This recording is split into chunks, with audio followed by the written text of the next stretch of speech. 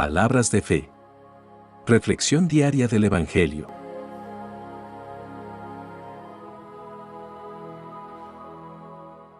Lectura de la primera carta del apóstol San Pablo a los Corintios, capítulo 15, versículos 35 al 44. Hermanos, tal vez alguno preguntará: ¿cómo resucitarán los muertos? ¿Qué clase de cuerpo tendrán? Vaya pregunta tonta. Cuando se siembra, la semilla tiene que morir, para que tome vida la planta. Lo que se siembra no es la planta que ha de brotar, sino el simple grano, sea de trigo o de otra cosa. Después, Dios le da la forma que Él quiere y a cada semilla le da el cuerpo que le corresponde. No todos los cuerpos son iguales. Uno es el cuerpo del hombre, otro el de los animales, otro el de las aves y otro el de los peces.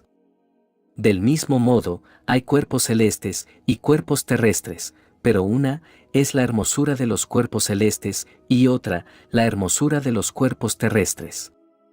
El brillo del sol es diferente del brillo de la luna y del brillo de las estrellas, y aún entre las estrellas, el brillo de una es diferente de la otra.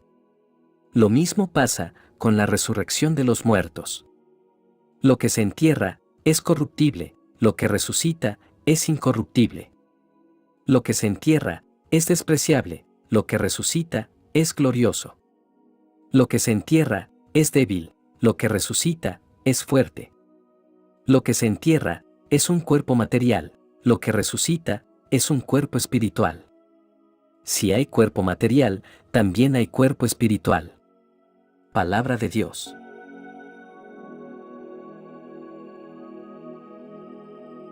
Lectura del Santo Evangelio según San Mateo, capítulo 19, versículos 3 al 12. En aquel tiempo se acercaron a Jesús unos fariseos y le preguntaron, para ponerle una trampa: ¿le está permitido al hombre divorciarse de su esposa por cualquier motivo? Jesús les respondió: ¿no han leído que el Creador desde un principio los hizo hombre y mujer, y dijo: por eso el hombre dejará a su padre y a su madre, para unirse a su mujer, y serán los dos una sola cosa? De modo que, ya no son dos, sino una sola cosa. Así pues, lo que Dios ha unido, que no lo separe el hombre. Pero ellos replicaron: entonces, ¿por qué ordenó Moisés que el esposo le diera a la mujer un acta de separación cuando se divorcia de ella? Jesús les contestó: por la dureza de su corazón, Moisés les permitió divorciarse de sus esposas, pero al principio no fue así.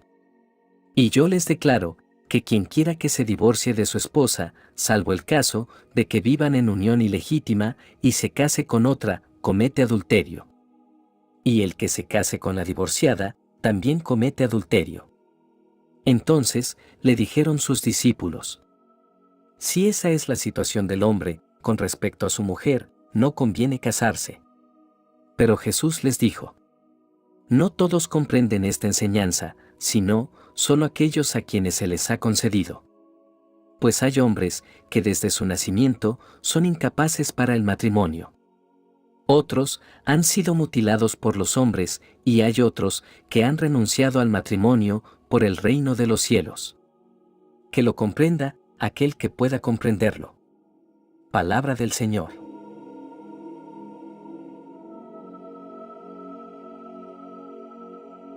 Queridos hermanos, en las lecturas de hoy encontramos enseñanzas valiosas sobre la resurrección y el propósito divino del matrimonio. Estas escrituras nos invitan a reflexionar sobre la naturaleza de nuestra existencia y cómo vivir en conformidad con la voluntad de Dios.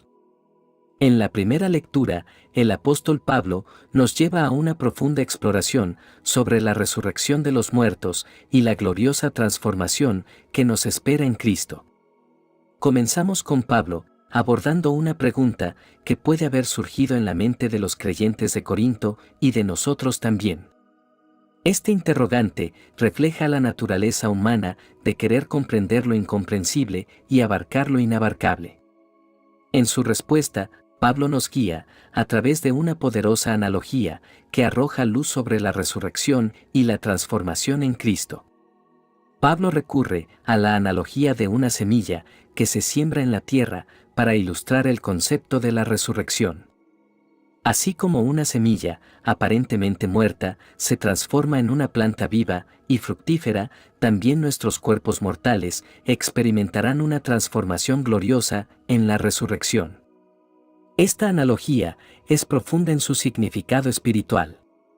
Así como una semilla debe morir y ser enterrada para dar vida a una nueva planta, nuestra naturaleza pecaminosa y mortal debe ser crucificada con Cristo para que podamos experimentar la resurrección espiritual. Nuestra vida en Cristo es como una semilla plantada en el suelo fértil de su amor y su gracia, y a medida que morimos al pecado y nos rendimos a Él, somos transformados en nuevas criaturas en Cristo. El apóstol Pablo describe la naturaleza de los cuerpos resucitados. Compara nuestros cuerpos terrenales con los cuerpos celestiales que tendremos en la resurrección. Esta transición de la mortalidad a la inmortalidad es una manifestación del poder sobrenatural de Dios y su obra transformadora en nosotros. Nuestros cuerpos resucitados serán gloriosos y esplendorosos, libres de enfermedad, dolor y decadencia. Estarán llenos de vida y energía, reflejando la imagen perfecta en la que fuimos creados. Ya no estaremos sujetos a las limitaciones y debilidades de esta vida terrenal, sino que seremos elevados a un estado de perfección y plenitud en la presencia de Dios. Pablo además no muestra una declaración de triunfo sobre la muerte. Esta declaración poderosa nos recuerda que la muerte no tiene la última palabra en nuestras vidas. En Cristo hemos obtenido la victoria sobre el pecado y la muerte. Su resurrección es nuestra garantía de que un día también seremos resucitados y transformados. La muerte ya no es una sentencia final, sino un paso hacia la vida eterna en la presencia de Dios. Esta es una promesa que nos llena de esperanza y nos impulsa a vivir con valentía y confianza en medio de las luchas y desafíos de esta vida. Pablo concluye su enseñanza sobre la resurrección, recordándonos que nuestro trabajo en el Señor no es en vano. Exhorta a los corintios a mantenerse firmes, inamovibles y abundantes en la obra del Señor, sabiendo que su labor no será en vano en el Señor. Esta exhortación es relevante para nosotros hoy en día. Nuestras acciones y esfuerzos en el Señor tienen un propósito eterno. Aunque enfrentamos desafíos en nuestro camino de fe, podemos confiar en que Dios está obrando en nosotros y a través de nosotros. Cada pequeño acto de amor, cada momento de servicio desinteresado, cada palabra de aliento, tiene un impacto eterno en el reino de Dios. Nuestra labor no es en vano, ya que estamos trabajando, junto con Dios, para traer su luz y su amor al mundo. Ahora, pasamos al Evangelio de hoy, donde encontramos a Jesús abordando el tema del matrimonio y el divorcio, lo cual nos brinda una oportunidad para reflexionar sobre la sacralidad del matrimonio y las enseñanzas divinas sobre la unión conyugal. Comenzamos nuestra reflexión con las palabras de los fariseos a Jesús, donde ellos buscan poner a prueba a Jesús, enfrentándolo a las diferencias interpretativas sobre el divorcio que existían en ese tiempo. La respuesta de Jesús es un recordatorio de la intención original de Dios para el matrimonio. Estas palabras de Jesús nos llevan de regreso al relato de la creación en Génesis, donde Dios instituyó el matrimonio como una unión sagrada y permanente entre un hombre y una mujer. El matrimonio es un reflejo del amor y la comunión entre Cristo y su Iglesia. Al unirse en matrimonio, dos personas se convierten en una sola carne, unidos no solo físicamente, sino también emocional, espiritual y mentalmente. El pasaje continúa con los discípulos de Jesús cuestionando su enseñanza sobre el divorcio.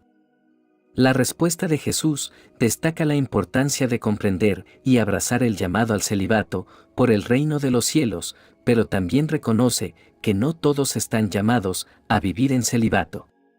Jesús equilibra la enseñanza sobre el matrimonio con la realidad de que algunos están llamados a la vida célibe, mientras que otros están llamados al matrimonio.